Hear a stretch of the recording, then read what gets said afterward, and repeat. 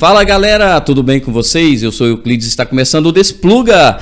Pode chegar, já vai deixando o seu like, compartilhando o vídeo com seus amigos e não se esqueça de se inscrever no canal. Hoje nós temos uma convidada muito especial. Ela é formada em Ciências Políticas, ela é escritora, ela é deputada distrital pelo União Brasil, não é isso, deputada Júlia Luci? Tudo bem? Seja bem-vinda. Tudo bem, gente. Vamos começar o cafezinho. Vamos tomar um café. Prazer estar aqui, Euclides. Lindo esse podcast. Legal, e obrigado. eu adoro falar sobre política, sobre atualidades, então manda brasa. A senhora veio muito cedo para Brasília, né? Há 8 anos, se não me engano, 8 anos, com a sua família de isso. Minas. Como é que foi esse início aqui em Brasília? Eu nasci em Patos de Minas, morei alguns anos em Patos, depois eu morei no Carmo do Paranaíba, que é uma cidade, são 2 cidades pequenas do interior de Minas.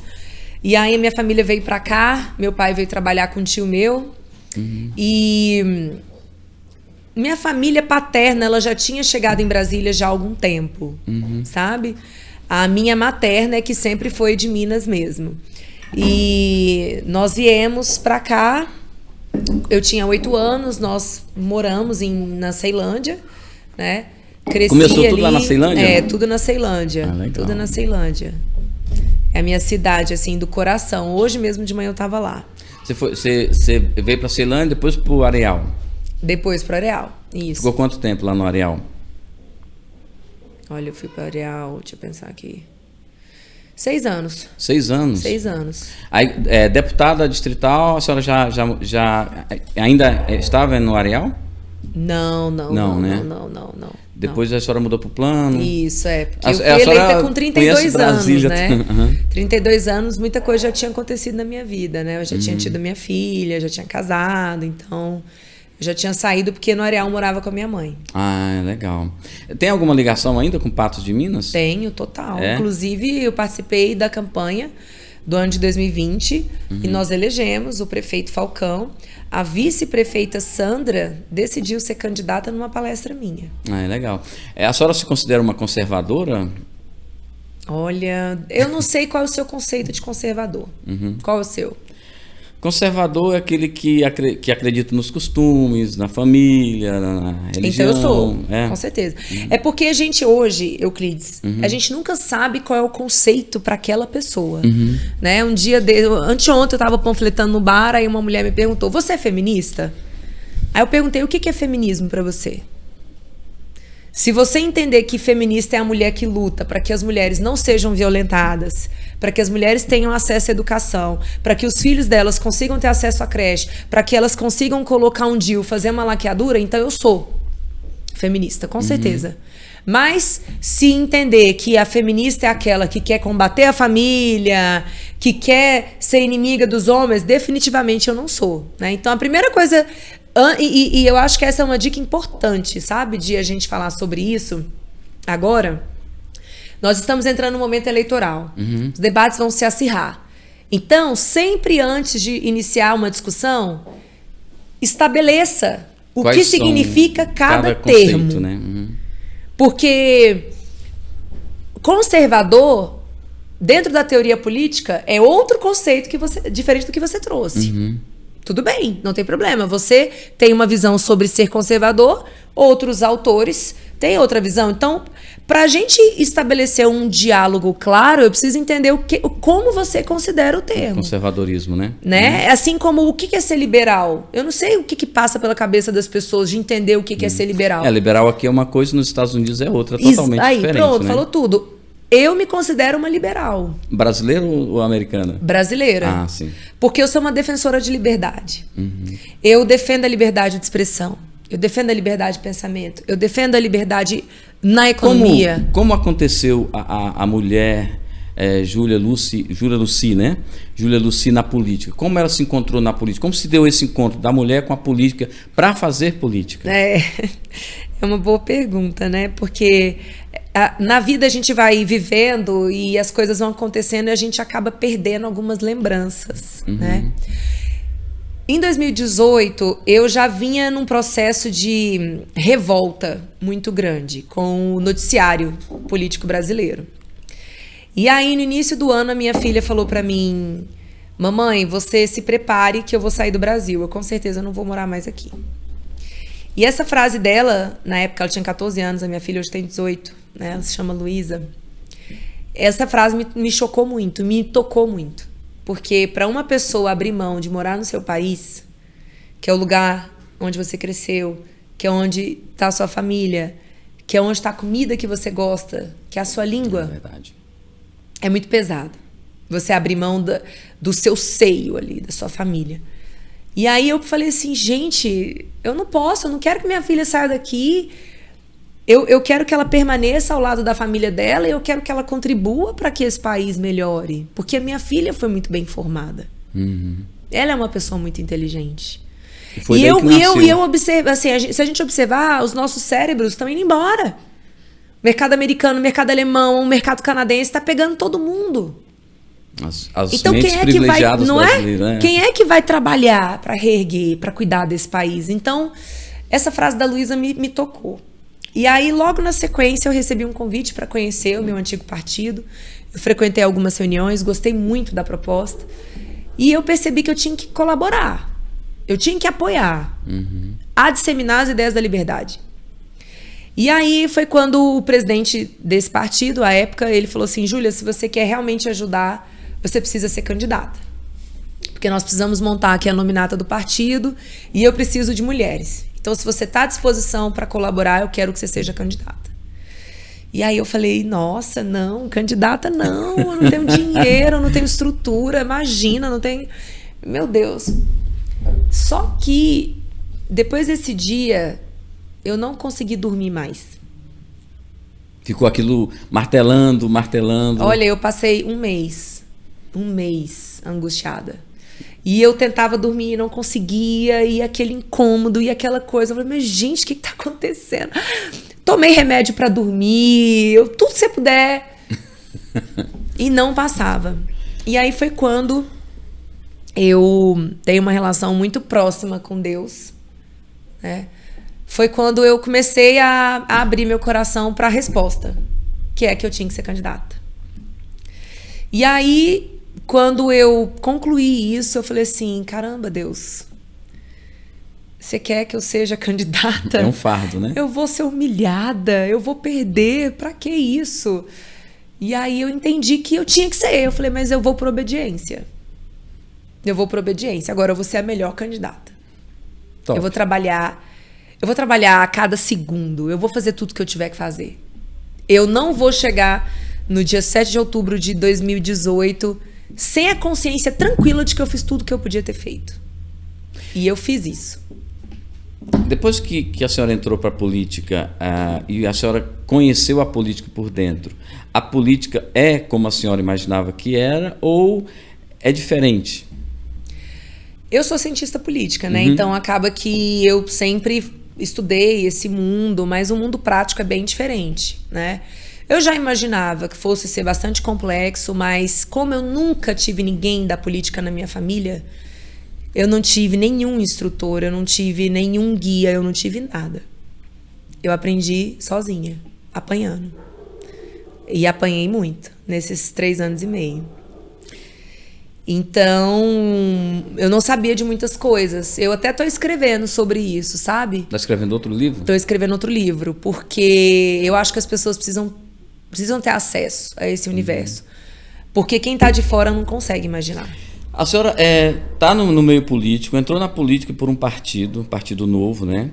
E depois a senhora se desentendeu por algum motivo que a senhora vai nos contar aqui hoje com o Novo. e hoje está no União Brasil. O que aconteceu com o Novo? O Novo é um partido apaixonante. Foi por ele que eu entrei na política. Foi para ajudar o Partido Novo.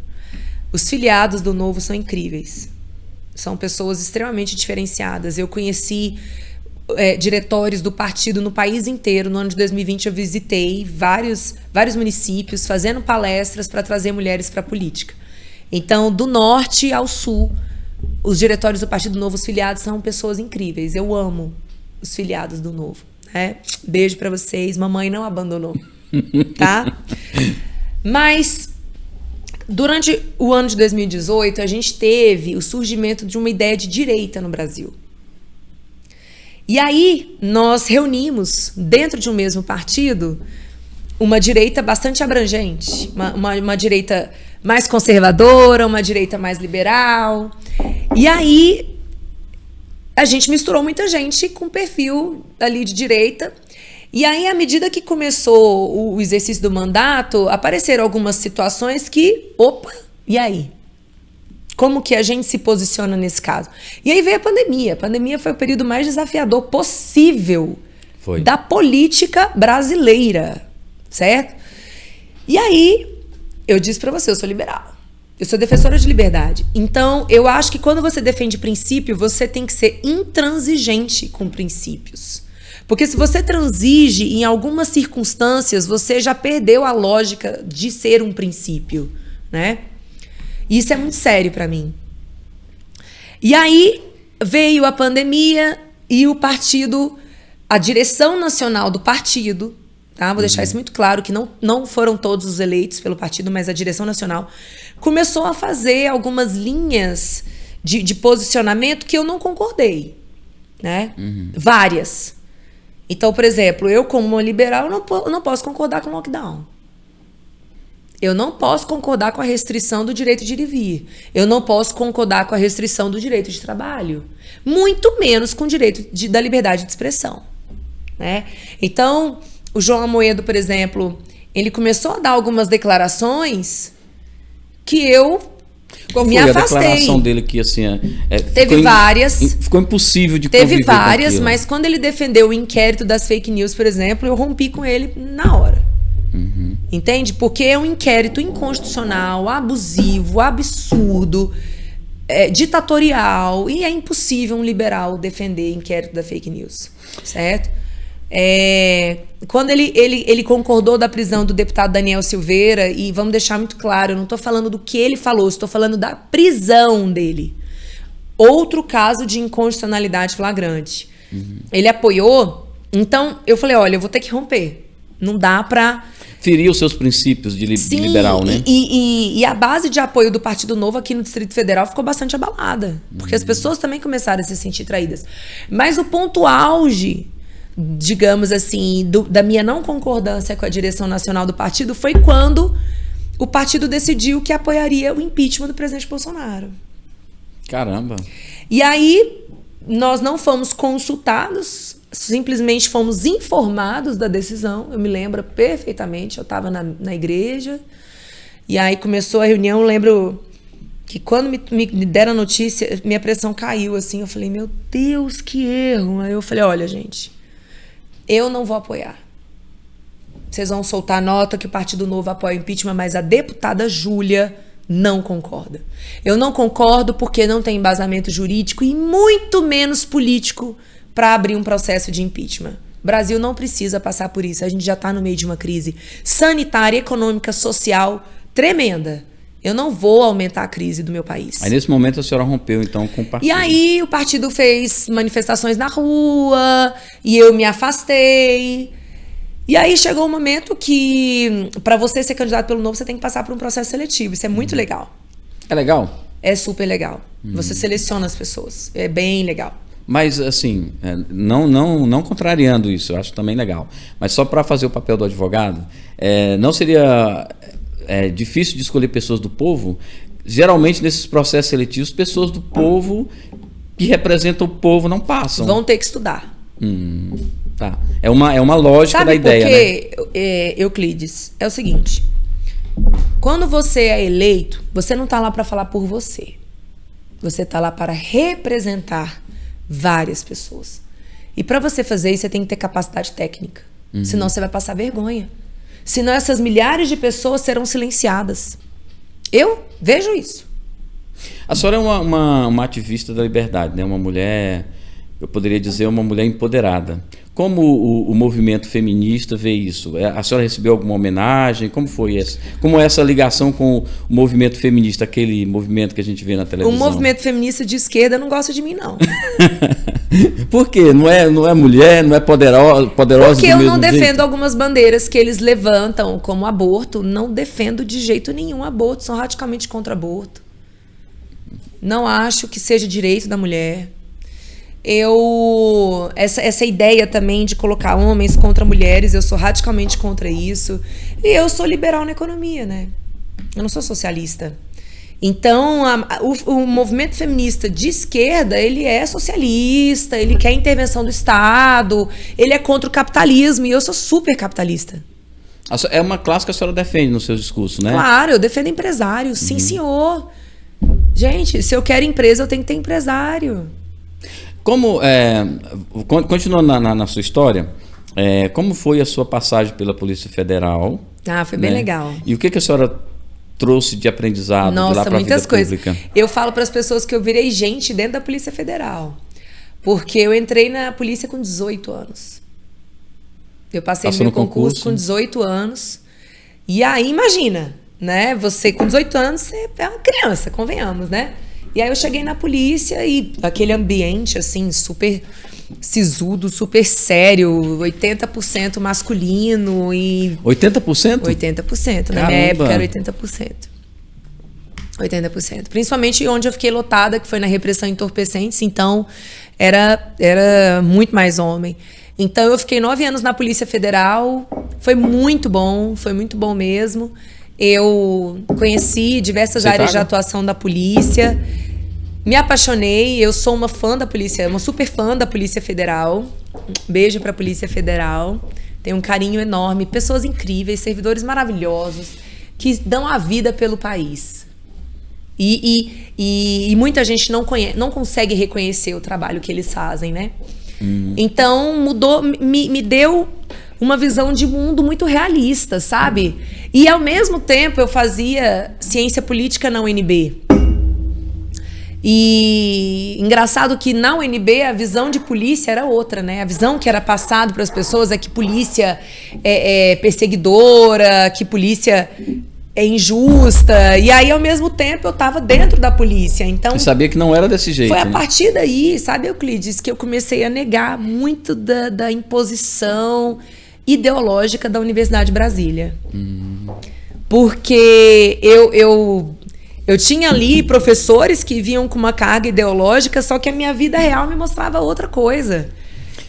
Eles queriam mostrar uma sociedade que existia apenas na mente ou na ideia, na ciência, né? Sei lá, na ideia deles, mas a senhora via outra realidade na sua vida. Mas assim, dentro disso tem uma outra questão que é, a senhora acredita que essa passagem da senhora pela Polícia Federal, toda essa história que a senhora teve, o povo, as pessoas, o Brasil, ele é mais conservador ou ele é de esquerda? Mais conservador, com certeza. A maioria do povo é conservador? Com certeza. A maioria das pessoas quer ter a sua família, não quer ter a sua família atacada. A maioria das pessoas quer ter a liberdade dentro das suas igrejas de expressarem o que o pastor fala. A gente tem que brigar pela liberdade religiosa nesse país. Isso é sério. A liberdade de culto, né? O padre, ele tem que ser livre para falar o que ele entende que é o certo.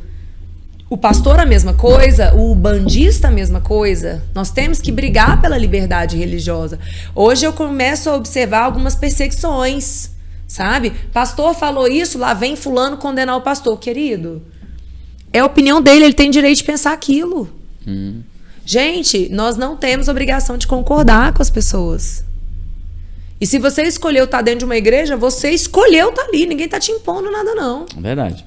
É diferente ser uma mulher política do que um homem político? Eu não sou homem político. Não, mas a senhora sofreu alguma discriminação?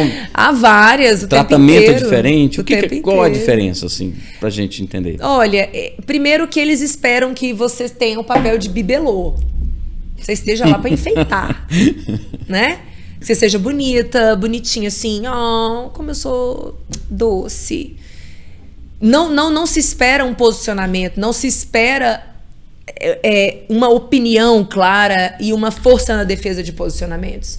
Então, a tentativa de cercear a atuação da mulher na política, como eu, é muito grande, sabe? É o tempo inteiro.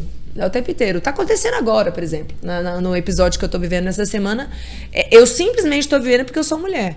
Porque se fosse qualquer outro homem que tivesse dito o que eu falei, tava tudo certo. Pode falar pra gente?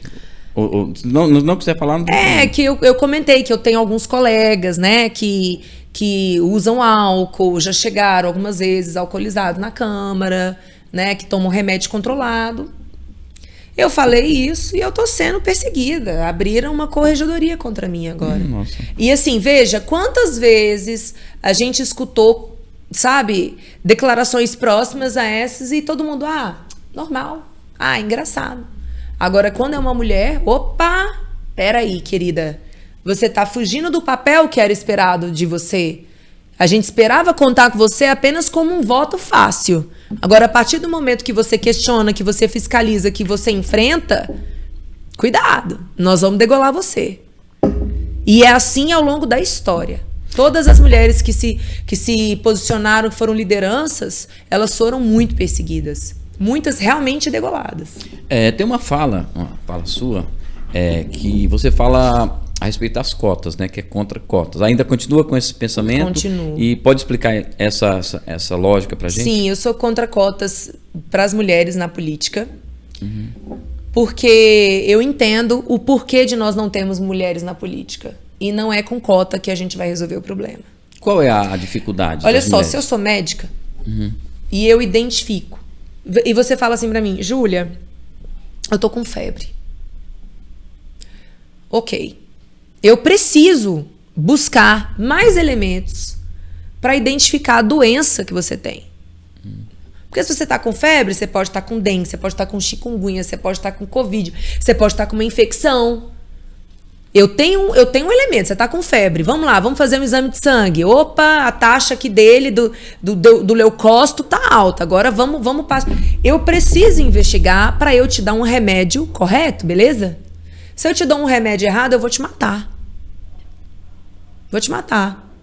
Então, a cota, ela é um remédio para consertar um problema, que é a doença de não termos mais mulheres na política, e é sim uma doença, é péssimo não termos mais mulheres na política. Só que a doença não está sendo atacada na sua raiz, na sua explicação, sabe? Então, nós não temos mulheres na política porque nós, mulheres, somos criadas de uma forma muito diferente que a forma que os homens são criados. Os homens são criados para serem líderes, para buscarem ser independentes, para buscarem terem bons salários, para estarem no meio coletivo, para saírem de casa. O simples fato de você sair de casa para jogar futebol com seus amigos é um ato político. Você interage com outras pessoas, você estabelece conexões, você ali no campo, você busca ser o melhor. Isso vai trabalhando em você o caráter de competição, sabe? De resiliência. A mulher não tem essa oportunidade? A mulher, na grande maioria das famílias brasileiras, a educação da menina é: fique em casa, se comporte, fale baixo, busque um bom marido. Inclusive, tem muita mulher que acha que só tem valor se ela estiver casada. Se ela for uma mulher solteira, é como se ela tivesse menos valor. Não faz sentido, né? Mas é a realidade. Assim, é a cultura brasileira. Por isso que tem tanta mulher sofrendo violência dentro de casa e não sai daquele relacionamento. Porque existe um tabu ainda muito grande. Então, assim, nós temos a questão da educação, da socialização. Nós temos, na vida adulta, a discrepância do tempo que a mulher gasta para trabalhos domésticos é muito maior, é 70% mais do que o homem gasta. Porque para você entrar na vida política, você precisa ter tempo. Você precisa ir para reunião de partido. Você precisa ir para... Por exemplo, eu tô aqui num podcast. Eu não tô com a minha filha. Verdade. Né? Na realidade, eu tô longe da minha filha o dia inteiro. E vou ficar até 1h longe dela. Né? Então, você precisa ter tempo, e para isso você tem que ter uma retaguarda. E a maioria das mulheres é a retaguarda. Então, mas assim, é um papel que ela escolheu? Não sei. Não sei. Se tivesse sido um papel... Objetivamente, assim, o que substituiria as cotas? O que seria mais importante para substituir as cotas? Formação política nas escolas. Formação política nas escolas. Levar a educação política. com um projeto de simulação. Ó, vamos simular aqui que você é uma candidata, vamos treinar seu discurso. Sabe? Começar a dar esses instrumentos que qualquer candidato tem que ter. Entendeu? Então, uma pergunta. Pode Abre o microfone. fazer? Pode abrir Posso o microfone. fazer a pergunta? Pode. Abre o microfone para ela. Já ligou? Abriu? É o 4. Já ligou. Júlia, você não acha que a questão das cotas, né? Como a gente já tem um problema que é cultural, essa questão da diferença de criação da mulher em relação ao homem, você não acha que a questão da cota seria apenas um paliativo e que isso ia ser construído no futuro, a questão de cultura, de incluir a mulher na vida política, né? Seria uma cultura. Porque até então, o que a gente viveu até hoje foi essa postura que você está falando, principalmente nas famílias tradicionais, né? A mulher tem que ficar em casa, tem que ser virgem, casar e tal. Em todas as famílias, pois eu é. acho, sabia? Você não acha que o paliativo seria também importante? Não, porque, veja, quando você tem... A gente já tem resultado Obrigado. que mostra, né? É uma boa pergunta. A gente já tem um resultado que mostra que quanto mais você aumenta... Você endurece a lei de participação da mulher na política, mais você tem um fenômeno da mulher laranja. Entendeu? Então, assim, eu particularmente prefiro não ter uma mulher na política laranja. E ter uma real. Porque quando você tem uma mulher despreparada, uma mulher que tem pouquíssimos votos, você desestimula toda uma geração. Então, que sejamos poucas, mas que sejamos boas. Porque uma mulher boa, uma mulher com capacidade para estar na política, porque se você entra sem preparação, você vai ter um desempenho pífio. E isso é muito ruim. Você acha que a quantidade de mulher na política melhora a vida das mulheres? Melhora muito. Melhora demais. É uma opinião, É uma constatação. É uma constatação. Tem alguns países, a gente já tem alguns estudos que mostram que onde há mais mulher, há menos corrupção. Isso aí já é comprovado mesmo dentro da ciência política. Mas falando da minha observação, né? Eu percebo, não apenas no meu trabalho, mas no trabalho de outras deputadas aqui do DF. Então, por exemplo, a deputada Jaqueline Silva, a deputada Arlete Sampaio, que são as minhas duas colegas, né? São apenas nós três. Na Câmara Distrital? Arlete Sampaio, Arlete Sampaio, Jaqueline Silva e Júlia, nós somos as únicas nessa legislatura. E também temos as outras deputadas federais, né? Eu percebo no desempenho de todos os mandatos femininos, existe uma linha de trabalho social muito forte. Todas nós. Mesmo que a gente apresente propostas diferentes, mas a gente tem uma preocupação muito grande com o social. Essa ideia de cuidar é muito relacionada ao feminino, né? E acaba que a gente briga muito. Por exemplo, eu levantei a bandeira do planejamento familiar reprodutivo aqui no DF, que é instrumentalizar as famílias, a organizarem a chegada dos seus filhos, a decidirem quantos filhos terão, em que momento terão esses filhos. Esse debate nunca tinha sido feito politicamente falando. Nunca. Depois que as mulheres começaram a chegar no poder... Mulheres não, eu, no caso. Porque é um tema que não exige apenas você ser mulher, mas exige também uma empatia com quem engravida, com quem pare, com quem amamenta. E como eu já passei por todos esses processos, e eu chego num hospital público e vejo uma gravidinha lá, no frio, sabe, num desconforto... Eu estou no lugar dela, eu me coloco no lugar dela e me atinge muito isso, né? Então, e a briga também, porque é uma pauta que levanta muitos tabus também, né?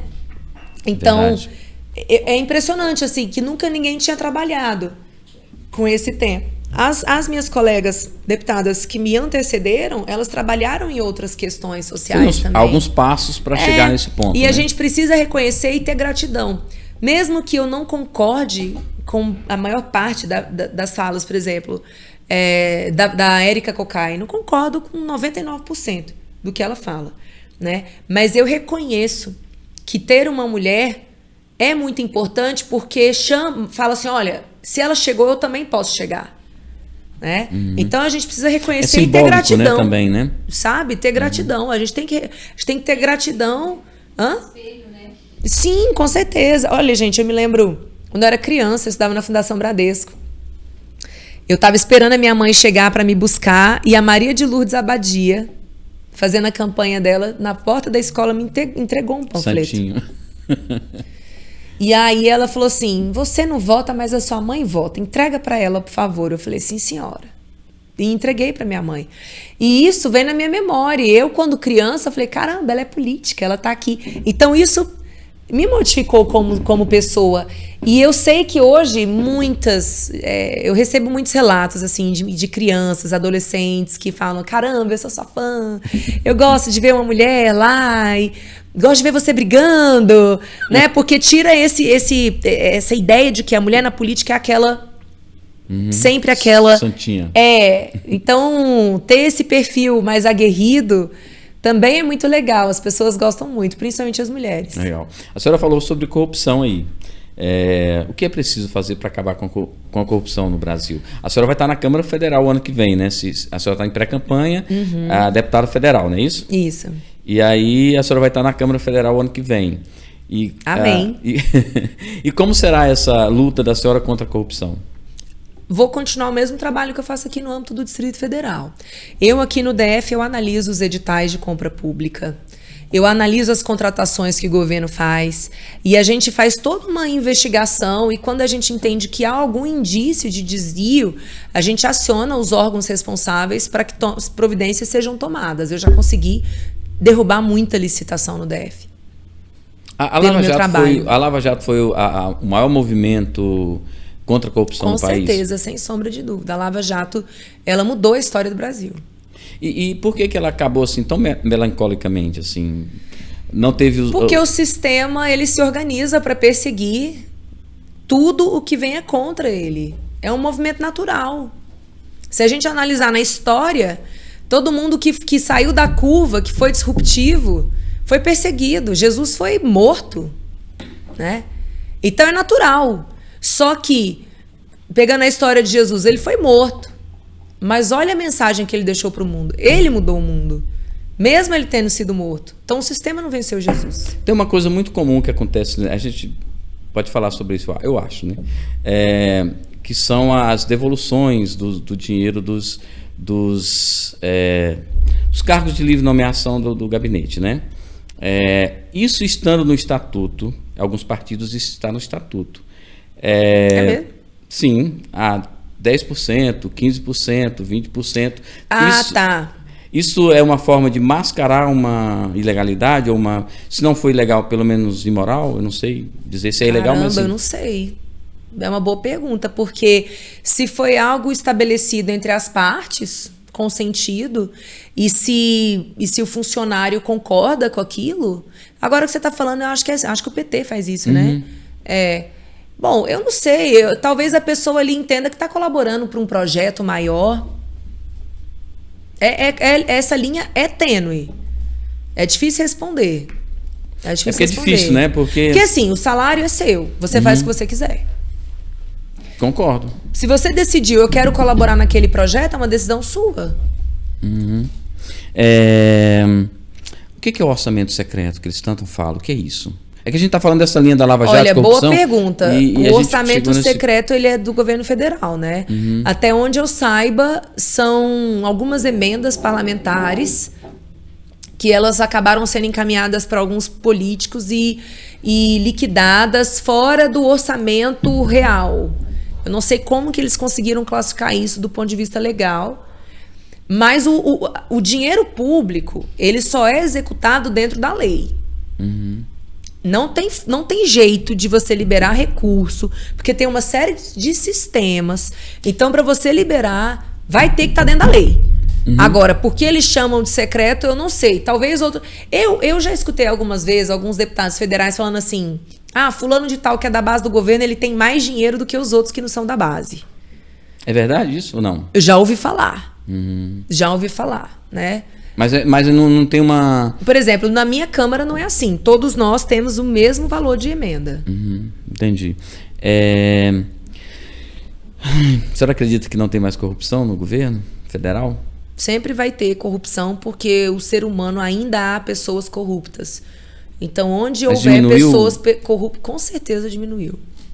Sem sombra de dúvida. Pergunte para qualquer servidor público federal a opinião desse servidor público federal, se diminuiu ou não a corrupção no Brasil. A senhora é contra o financiamento de campanha. Qual seria a alternativa a isso? Eu não sou contra. Eu estava dentro de um partido que optou por não utilizar recurso público. O partido que era contra, né? E, obviamente, eu segui, né, essa linha. Eu entendo, né, o posicionamento do partido, mas hoje, vendo tudo o que eu vejo, eu entendo que se não houver uma colaboração de recursos públicos, você vai fechar a política apenas para as pessoas milionárias. Aí sim, você não consegue ter uma pessoa do povo eleita.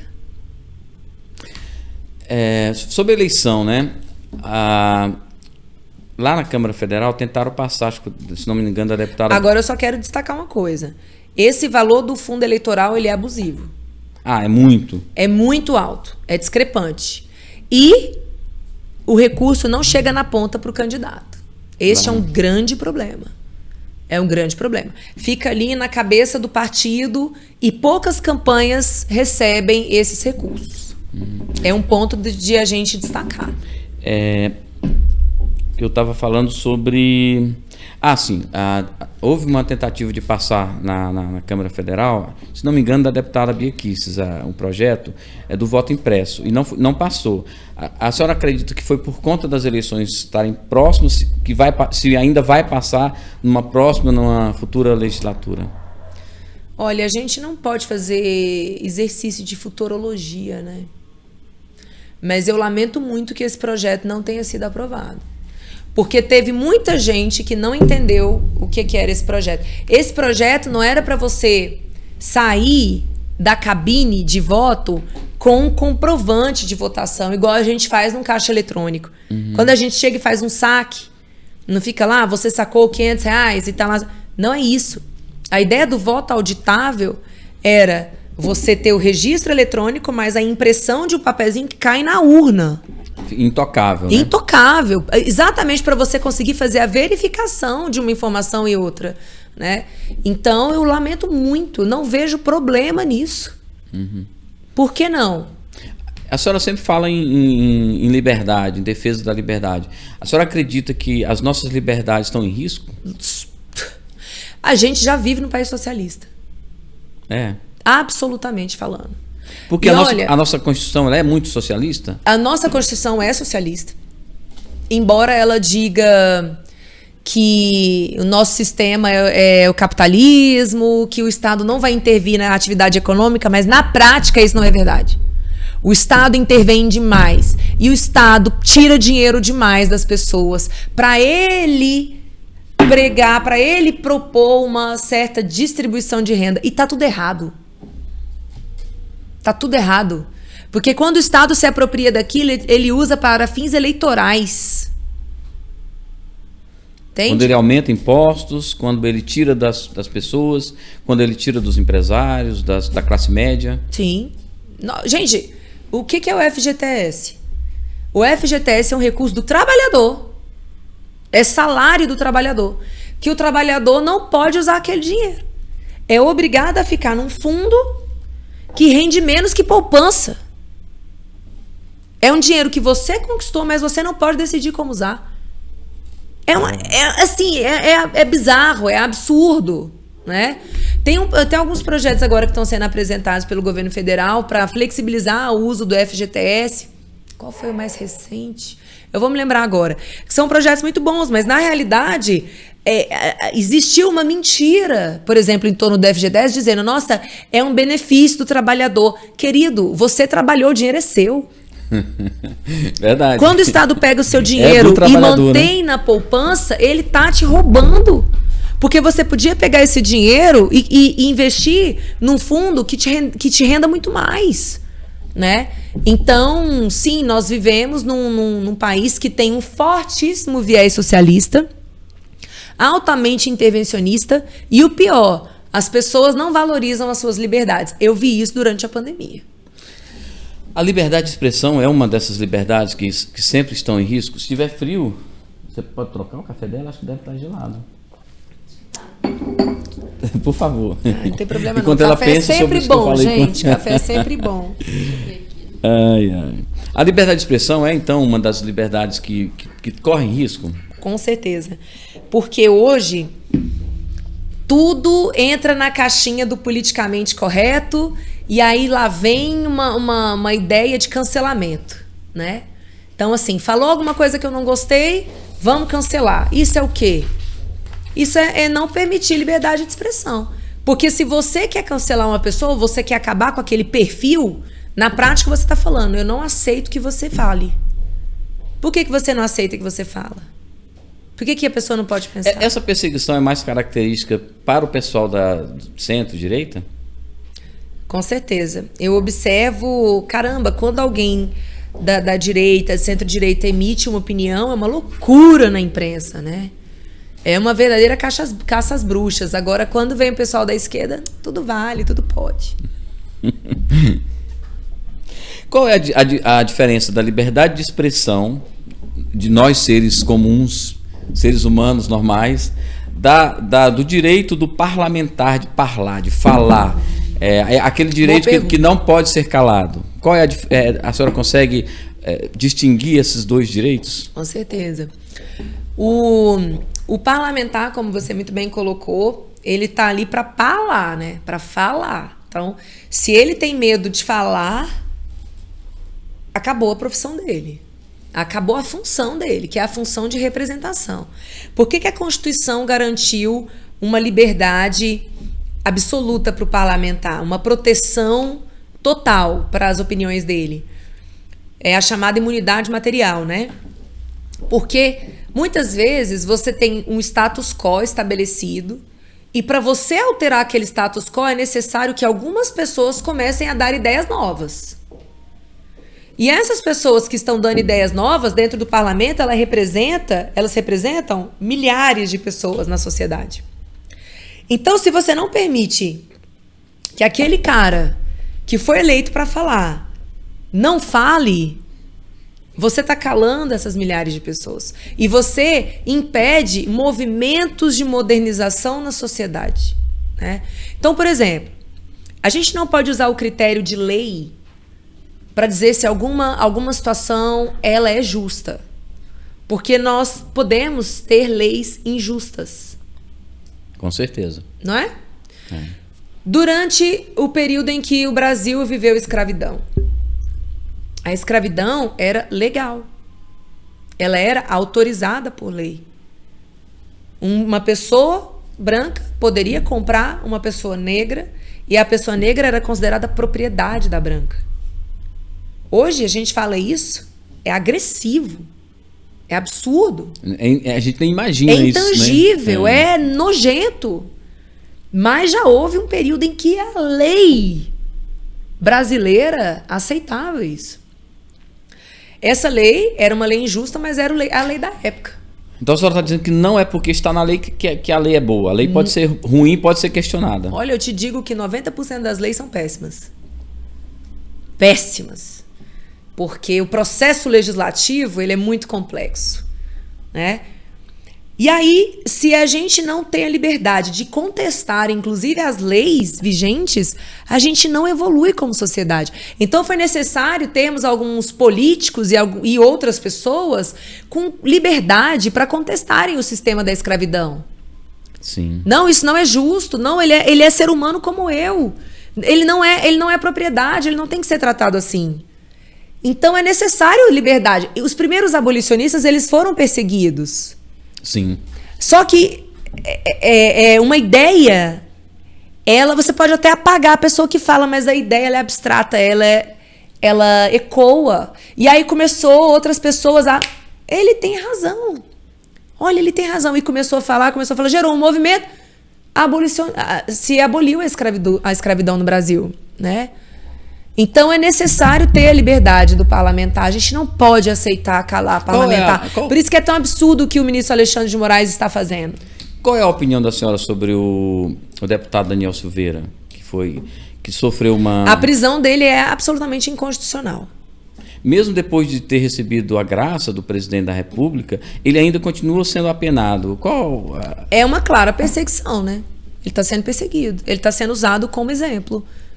Ele foi pego para Cristo. Eu não estou falando que eu concordo com as coisas que ele falou, mas em momento nenhum eu vou aceitar que uma pessoa viva uma injustiça porque eu não concordo com as coisas que ela falou. E o que ele está sofrendo é uma clara perseguição, é sim injusta. A prisão dele foi absolutamente inconstitucional. Nossa, por vários motivos. Por vários motivos. Primeiro que a Constituição Federal, ela é clara. O parlamentar, ele é protegido por quaisquer de suas opiniões. Este é o termo constitucional. Entre a gente que não é parlamentar do parlamentar. Isso. Ele pode falar qualquer coisa. Eu, se ofender alguém vai me processar e eu vou... Não, o parlamentar também ele pode ser processado por ofender alguém.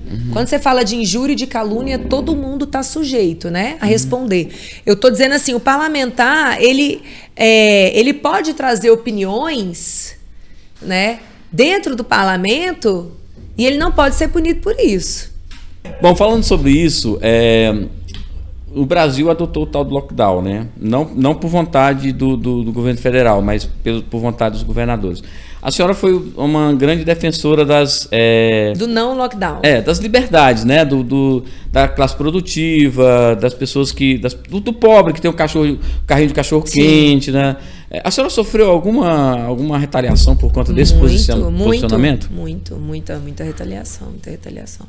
Eu fui chamada de negacionista, de irresponsável. Aí as pessoas já falam, porque você é bolsonarista? Gente, eu sou a Júlia. Tá vendo? É sempre assim, é sempre muito machista o processo, né? A mulher que está se posicionando, ela tem que estar atrelada a algum homem. Mas eu acho que é para todos isso, né? Se alguém defende alguma ideia que de alguma forma for de direita ou de centro, ela é bolsonarista. Ou ela é de extrema direita. E aí eu fui... Agora, engraçado, assim, eu fui perseguida dentro da minha casa, por exemplo, os parlamentares que eram favoráveis ao fechamento total da economia, que apoiaram o fechamento das escolas públicas por tanto tempo. Era um enfrentamento intenso, assim, foi um período muito difícil, mesmo porque eu era a única que falava isso, né? É mesmo? Qual a sua visão sobre a gestão da pandemia do DF? Desastrosa. Péssima. Péssima. Poderia ser diferente? Poderia. Começar que deveria ter sido honesta, né?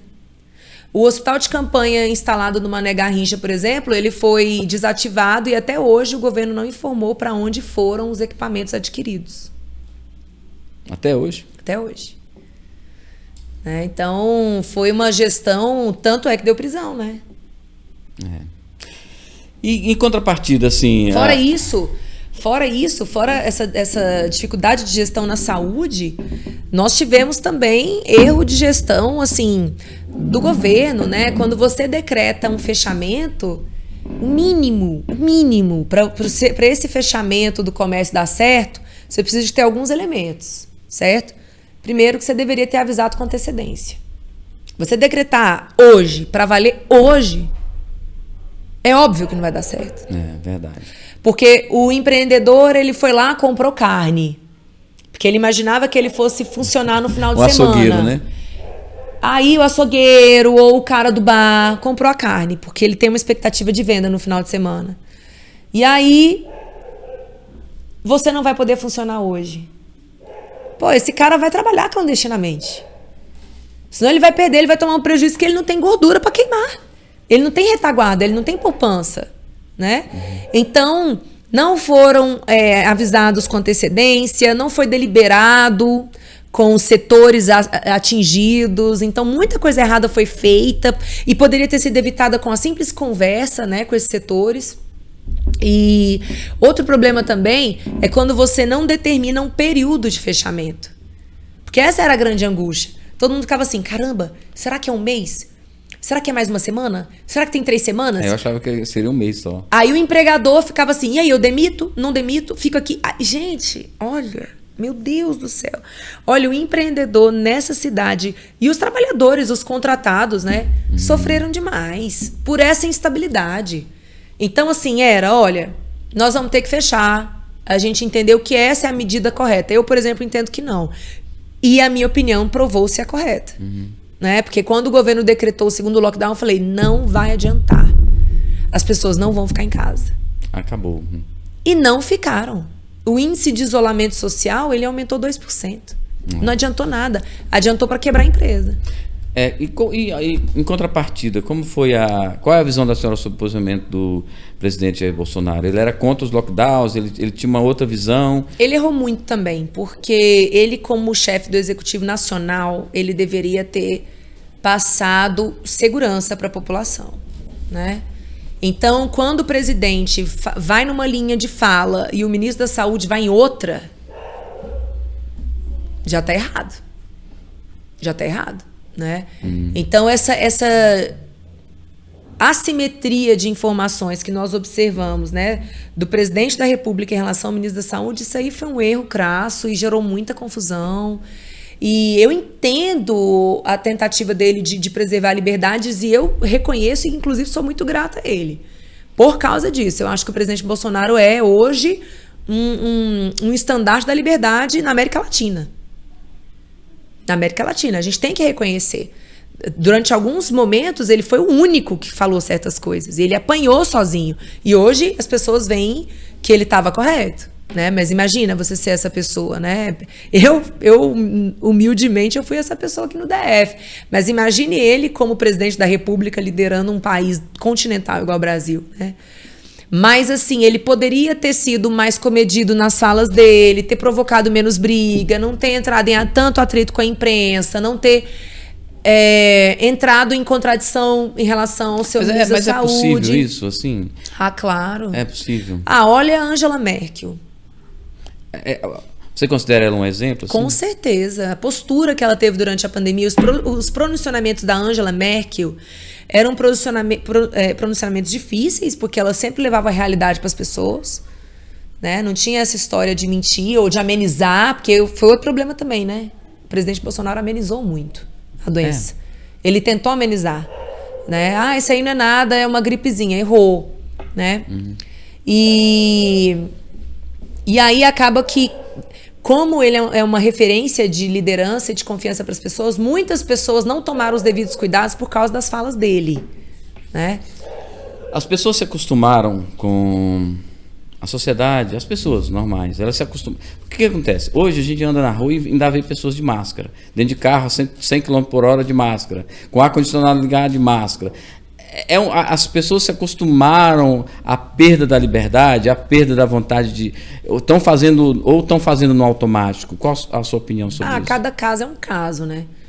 Eu percebi que nesse período de pandemia, o quanto é fácil colocar cabresto no brasileiro. Falta esclarecimento? Porque a imprensa não abraça essa causa, a imprensa é ao contrário. Exatamente. O que é vinculado é só um lado da história. Eu fiz uma audiência pública na Câmara Legislativa no final do ano passado para discutir a obrigatoriedade da vacina, certo? Contra o Covid. Eu, como uma liberal, nunca vou defender que o Estado determine alguém a ter certo medicamento no seu corpo, porque o corpo é meu, não é do Estado. Claro que isso não justifica aborto, porque são coisas diferentes. Depois a gente pode falar. A gente pode até falar sobre isso. Mas eu não tenho como defender isso. Eu, como liberal, eu preciso sempre buscar o exercício da consciência, o exercício da liberdade por meio da consciência, né? E aí eu comecei a perceber que o risco da imposição do passaporte da vacina estava ficando grande aqui no DF. E eu falei assim, gente, eu tenho acesso a algumas informações que eu tô vendo que a maioria das pessoas não tem. Eu vou trazer essas pessoas, esses especialistas, vou colocar ali pessoas que pensam diferentes, mas eu vou dar oportunidade para Brasília discutir. E aí eu convoquei essa audiência pública, foi impressionante, veio gente do Brasil inteiro, porque estava um período em que todo mundo tinha medo de falar, em que todo mundo tinha medo de se expor, Quando eu chamei essa audiência pública, minha equipe falou, não, sua vida acabou, vão te perseguir. Eu falei, gente, alguém tem que ter coragem de falar. E como meu compromisso nunca foi com reeleição, meu compromisso é com a verdade, a gente tem que seguir, a gente tem que fazer o que é certo, entendeu? Aí eu convoquei a audiência. Gente, foi assim, foi um dos momentos mais bonitos da minha vida. Foi a audiência. Mesmo? A audiência. Foi porque as pessoas estavam lá, elas estavam se sentindo respeitadas, porque alguém queria colocar o outro lado da história. Não teve, só teve um lado. Não é? Então as pessoas estavam lá vibrando. E antes da audiência começar, quem estava presente começou a gritar, liberdade, e foi lindo, assim. Foram 5 minutos só de liberdade, sabe? Foi de arrepiar, foi incrível, né? Pode concluir. E aí essa audiência pública, nossa, bateu recordes de visualizações, assim, era muita gente acompanhando, foi muito poderoso. E aí, 16 horas depois, ela foi derrubada do YouTube. Eu imaginei. Ela foi derrubada do YouTube e, engraçado, né? A Rede Globo cobriu a história. Ela colocou pessoas para falarem que haviam sido veiculadas fake news e tal. Não me entrevistaram, não quiseram me dar a oportunidade de falar, né? E colocou especialistas para dizer que ele tinha sido dado fake news, mas não apontou o que era fake, entendeu? Mas o objetivo foi atingido, porque foi tão forte, foi tão grandioso que o governo, que estava começando a ser suscetível ao passaporte, depois dessa audiência, ele cravou. O governador Ibanez cravou. Não vai ter passaporte no Distrito Federal, não me trago essa proposta. Inclusive, eu quero dar os parabéns para ele, porque é uma atitude de coragem fazer essa declaração no período em que ele fez. Qual é o seu relacionamento com o governador Ibanez? Olha, ele me respeita muito, eu o respeito também. O governador Ibanez sabe da política que eu faço. Ele sabe que eu não peço nada para mim. Todas as vezes que eu sentei com ele, ele falou assim, Júlio, o que você quer? Eu falo assim, eu quero uma UBS, governador, eu quero UBS Águas Claras. Ele apresentou o projeto de homeschooling a pedido meu. Então, nós temos uma relação de respeito. Eu, sinceramente, imagino o quanto deve ser pesado estar no lugar dele. Então, ele ocupa as minhas orações diárias, certo? Mas eu não sou da base dele. Eu não sou porque eu entendi que o meu compromisso é com o meu eleitor. Legal. Né? Então eu preciso ser livre para falar o que o meu eleitor pensa. Como é que está a educação em Brasília, no Brasil? Olha, em Brasília nós tivemos algumas gestões antes dessa de agora bastante complicadas. Nossa, bastante complicadas. Teve um secretário que eu acho que ele estava fazendo um turismo ali, sabe? Como secretário. A secretária de agora, Elvia, ela está no esforço hercúleo de reerguer a educação em sala de aula depois de 2 anos de pandemia, porque foi um abuso, foi absurdo, foi criminoso. As crianças perderam 2 anos, né?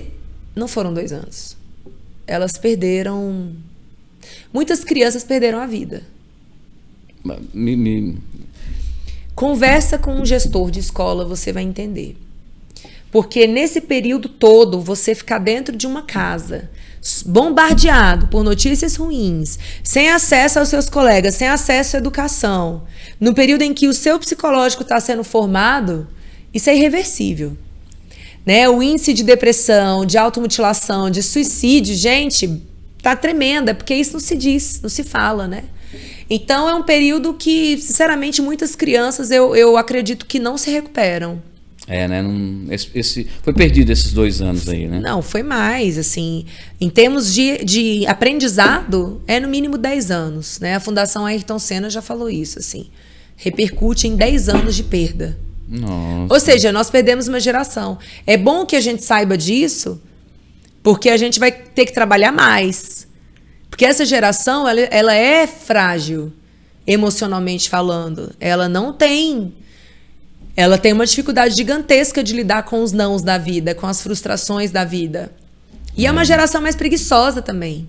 Tanto é que o retorno para a sala de aula está muito difícil. Tem muita é uma gente geração que tem não mais voltou. acesso à informação, acesso à internet, acesso a... E esse acesso, essa quantidade de acesso, às vezes, prejudica? Prejudica porque ele não é orientado. Geralmente o pai e a mãe é muito distante do filho. Não sabe o que o filho está fazendo no celular.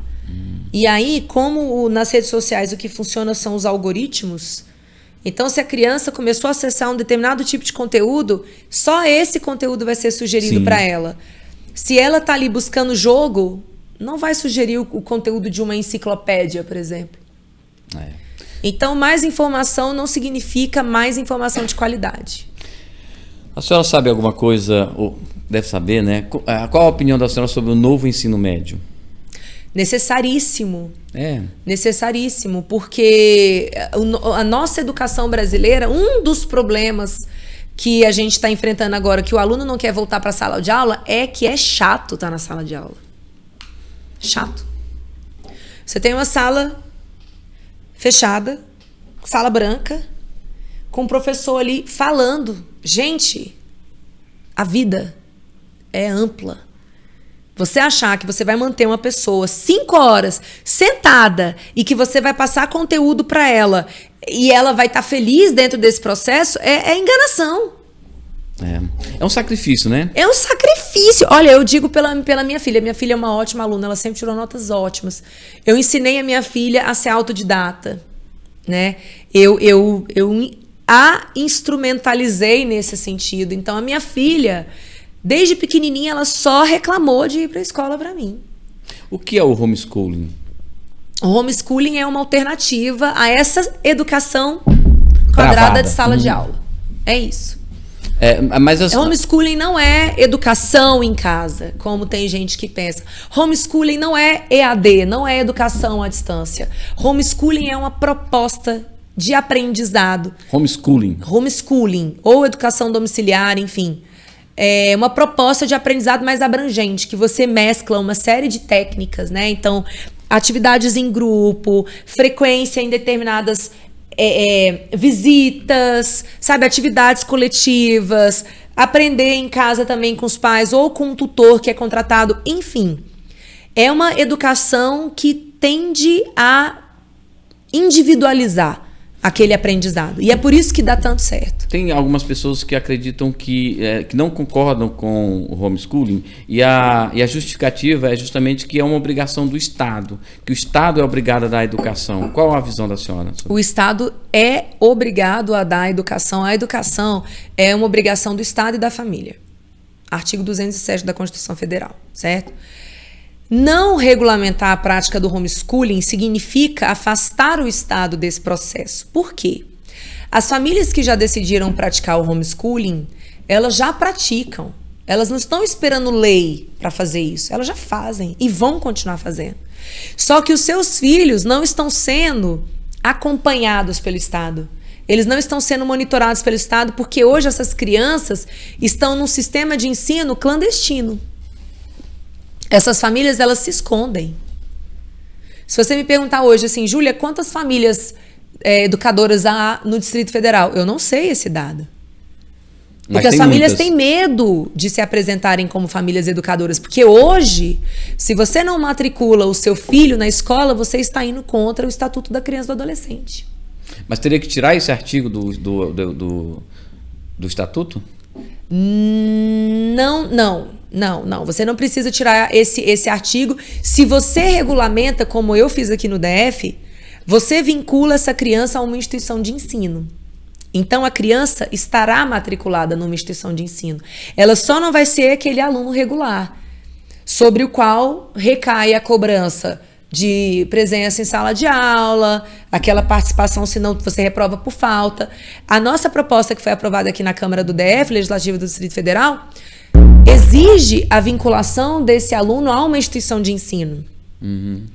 E aí, portanto, você tem a atuação do Estado. E está cumprindo o ECA. Entendi. Outra coisa que se fala muito... Mas quando a pessoa fala que é contra o homeschooling, ela não conhece. Aí eu digo sempre para ela, procure uma família educadora. Converse com alguém que pratica. Busque conviver um pouco nessa comunidade. A sua opinião vai mudar. Entendi. Outra coisa sobre educação, ainda nesse tema, é sobre a escola sem partido. Existe um movimento chamado Escola Sem Partido. Significa que a nossa escola em algum momento foi partidária? O que é a escola sem partido? Sempre partidária, sempre foi. A ideia do projeto Escola Sem Partido é que você não se aproveite daquela plateia cativa, né, que são os alunos, para o professor, por meio daquele ambiente, ele fazer propaganda política e ideológica, né? Eu particularmente concordo, eu acho que a escola não é ambiente para militância, é um ambiente para você expor as ideias. Sim, é um ambiente que você precisa ter contraditório, apresentar a perspectiva de um teórico e outro teórico, isso aí faz parte do ambiente acadêmico e escolar. Mas você ter alguém que está ali fazendo propaganda político-partidária é bem diferente, né? Uhum. E a gente sabe que isso acontece. O que efetivamente pode ser feito para proteger as nossas crianças? Uma proposta que está dentro desse projeto de lei que trata da escola sem partido é a instalação de câmeras nas escolas. E eu particularmente concordo muito com isso. Porque você cria um ambiente de segurança, tanto para o professor como para os alunos. Eu quero aproveitar que a senhora está aqui, porque houve um caso recente de uma menina que uma juíza...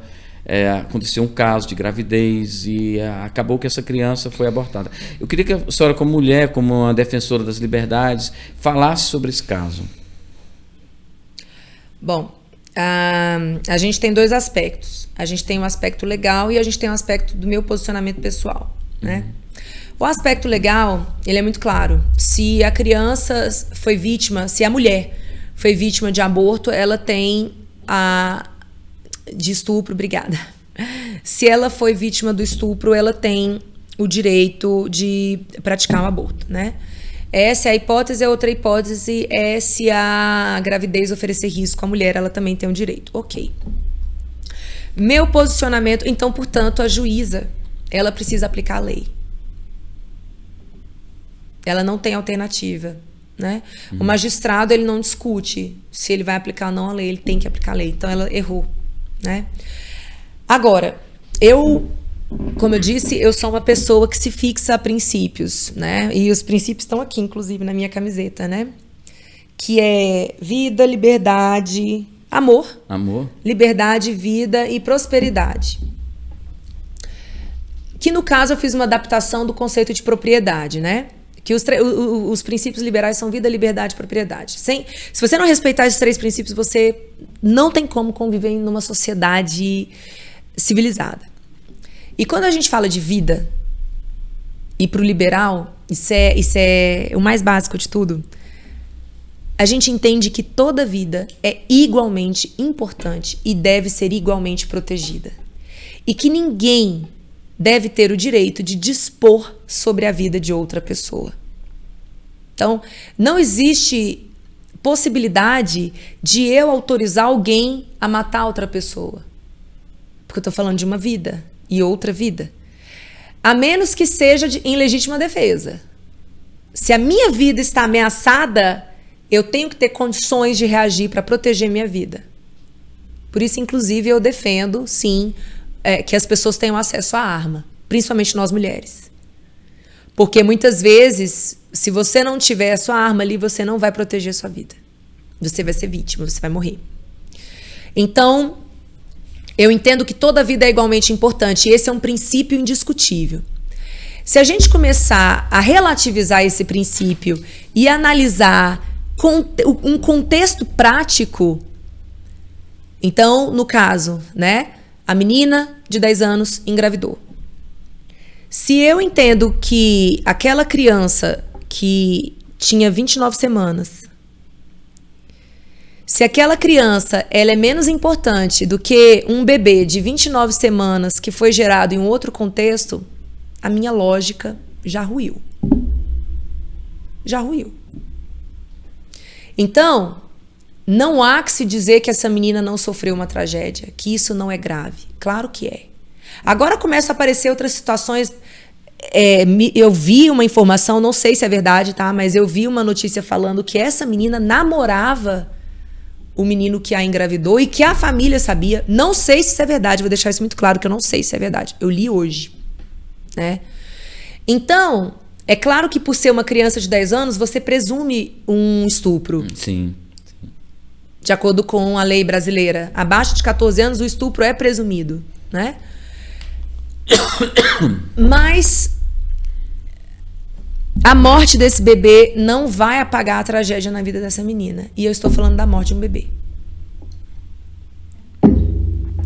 Então, gente, é muito pesado, é muito difícil, é um tabu, mas a gente também precisa falar sobre isso, porque uma vida ela não tem que ter menos valor por causa do ambiente que ela foi gerada. Sabe por quê? Inclusive, eu trabalho muito com mulheres, muitas mulheres na periferia, e eu digo, a maior parte delas já foi estuprada e engravidou no estupro, inclusive do próprio marido. Triste, né? Porque o marido também estupra a esposa. Existe o estupro marital. Quantos e quantos relatos eu já ouvi? Ah, meu marido chega em casa bêbado, me bate e eu sou obrigada a ter relação com ele. Isso é estupro. Com certeza. Inclusive, tem muita mulher que tem muita dor na relação e acha que tem um problema fisiológico. E não é um problema fisiológico, é psicológico, porque ela não quer aquela pessoa. Muitas vezes ela está dentro de um casamento e ela acha que ela é obrigada. Qualquer médico que atenda numa comunidade pobre vai te relatar isso, né? Então, o bebê, ele é indefeso e ele é inocente. Será que ele tem que pagar com a vida dele? Um erro que foi cometido por outras pessoas? Eu acho que não. É uma reflexão, né? Profunda, né? E lembrando que no Brasil, ninguém é obrigado a ser mãe. Você parir um bebê não significa que você é mãe dele. Você pode imediatamente entregá-lo à adoção. É importante a gente falar sobre isso. Sim. Ninguém é obrigado a ser mãe. Se você informar no hospital que você não quer aquela criança, o hospital vai acionar o serviço social vai pegar a criança. O Dr. Walter Gomes esteve aqui no podcast. Ele é da Vara da Infância e da Juventude. E na Vara da Infância e da Juventude, ele relatou que tem um programa de acolhimento de mães que não querem os seus filhos, de gestantes que não querem os seus filhos após a concepção. Tem um programa sobre isso. Não precisa, né, da pessoa criar o filho, né? Então, é realmente muito complexo, mas como eu sou defensora de princípios, a minha lógica ela é principiológica, então eu não tenho como relativizar, né? Para a gente concluir, palpites. Governo do DF, eleição presidencial, qual o palpite da senhora? O que a senhora acha desses dois casos? Renovação no Distrito Federal, reeleição de Bolsonaro. A senhora apoia alguém aqui no DF? Apoio. Quem? Regufe. Regufe? Ele vai ser candidato? Pré-candidato, né? E para presidente da República, Bolsonaro. Eu tenho o meu presidente, o meu candidato do meu partido, União Brasil, que é o Luciano Bivar. Então a gente segue na linha da fidelidade partidária. E o nosso partido ele apresenta uma proposta de direita, né, de liberdade na economia. Então eu vou seguir a minha linha partidária, né? A gente tem essa obrigação, né? O Luciano Bivar é um deputado muito sério, é um cara extremamente preparado, né? Agora, eu espero realmente que a gente não tenha o retorno da esquerda no cenário nacional. E eu vou trabalhar para que isso não aconteça. Eu já trabalho.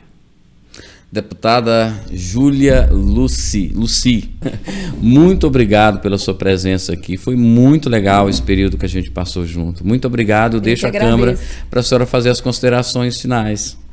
Foi uma delícia estar aqui. Muito obrigada. Eu quero até depois pegar o arquivo para poder fazer uns recortes e dizer que a gente tem que amar esse país de todo o coração, sem medida, e acreditar que as coisas mudam e evoluem.